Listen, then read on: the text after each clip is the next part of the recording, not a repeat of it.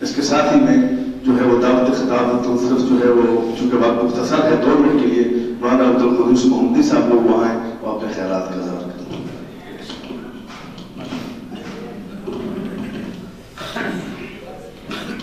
بسم اللہ الرحمن الرحیم۔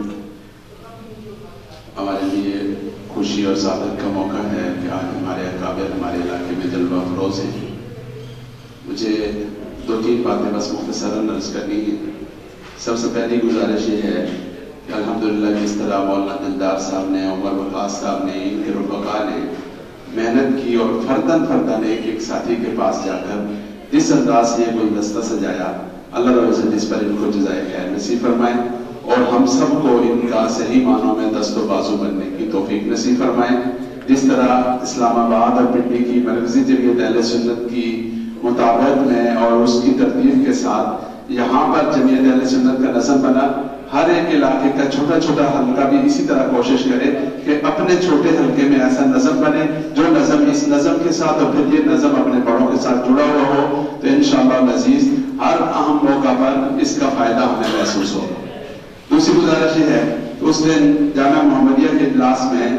ماڈل ٹاؤن ہومورک سے ایک نوجوان دوست جن کے ساتھ بے تکلفی ہے، وہ پہلی دفعہ علماء کے اجلاس میں تشریف لائے، تو میں نے انہوں سے عرض کیا کہ ماشاءاللہ آج آپ کو اجلاس میں دیکھ کے بڑی خوشی ہو رہی ہے۔ تو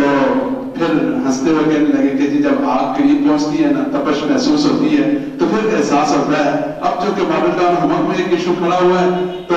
اب ہمیں احساس ہوا کہ اجلاس میں آنا یا اجتماعیت یہ کتنی اہم بات ہے۔ اللہ رب سے ہر ایک کو ہر طرح کی تپش اور حرارت سے بچائیں، لیکن وہ تپش اور وہ آگ آنے سے پہلے ہم نے اس بات کا احساس کر کے اس عمل کا حصہ بن جانا ہے۔ تیسری گزارش یہ ہے کہ اسے جی حضرات میرے پاس تشریف لائے تو میں نے ان سے عرض کیا کہ یہ جو کام ہوتا ہے نا ایسا اجتماعی کام، اس کام کے کرنے کے لیے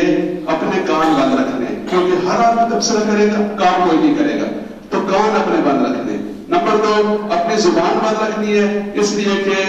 آج کل کے دور کا یہ بہت بڑا فتنہ ہے کہ ہماری زبان ہر دوسرے بندے کے بارے میں حتیٰ کہ اکابر اور بڑوں کے بارے میں بولنا شروع ہو گئی ہے۔ اللہ رب العزت اس سے ہم سب کو محفوظ رکھنا ہے، لیکن آنکھیں کھلی رکھنی ہے اور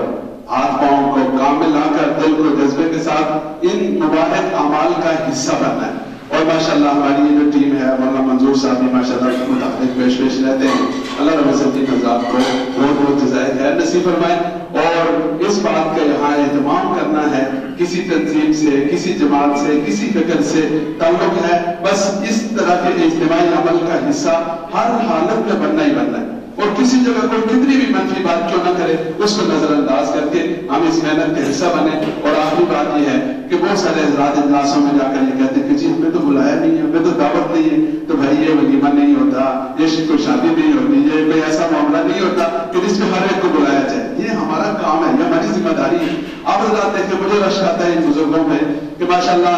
اس بڑھاپے کے باوجود، مصروفیات کے باوجود وقت نکالنا۔ میں اپنا عرض کروں گا کہ میں سب سے آخر میں آیا، حضرات سب پہلے ہے، تو ہم لوگ نہیں کر سکتے لیکن یہ حضرات کرتے ہیں، تو ہمیں اس کی قدر کرنی چاہیے۔ اور جب کبھی بھی کسی اجلاس کا ہم سنیں تو جو بھی عمومی اجلاس ہے جس کا میسج چل رہا ہے، جس کی پوسٹ چل رہی ہے، وہ دعوت ہے، اور اس کو ہم سارے دعوت سمجھ کر اس کا حصہ بن جائے اور اس کے میزبان بن جائیں، ہم خود اس کے لیے آواز لگانے والے بن جائیں۔ جب آواز لگانے والے بنیں گے تو انشاءاللہ العزیز ہم یہ کام، آدمی بڑے لوگ کام نہیں کرتے، کام آدمی کو بڑا بناتا ہے، اس لیے کام کریں گے تو انشاءاللہ بڑے ہوں گے۔ اب یہ بھائی دلدار صاحب ہیں، بھائی عمر وقاص ہیں، منظور صاحب ہیں، ہم یہاں پر زیادہ ان کے ساتھ تعارف بھی نہیں تھا، اب ماشاءاللہ یہی بڑے یہ کام کر رہے، تو جو کام کرے گا انشاءاللہ العزیز وہ بڑا ہوگا۔ اور اس طرح کے مواقع پر خصوصی طور پر ہمت فرمانی ہے، اور سوشل میڈیا کے معاملے میں بہت احتیاط کی ضرورت ہے۔ سب حضرات سے گزارش ہے کہ اپنے اکابر کی لائن، اپنے اکابر کی پالیسی، اپنے اکابر کی ترتیب جیسے عملی زندگی میں ہے ایسے سوشل میڈیا پہ بھی ہونی چاہیے، اور میرے اور آپ کے کسی بھی قول و فعل سے، کسی عمل سے نہ تو انتشار اور اختراق کا تاثر جانا چاہیے، اور نہ ہی کوئی ایسا انداز ہونا چاہیے کہ جو دین والوں کے لیے، مدارس کے لیے، علماء کے لیے بدنامی یا سختی کا باعث بنے۔ اللہ کریم ہم سب کو اپنے دین کی خدمت کے لیے اور اپنے دین کی پاسبانی کے لیے اپنی رحمت سے قبول فرمائے۔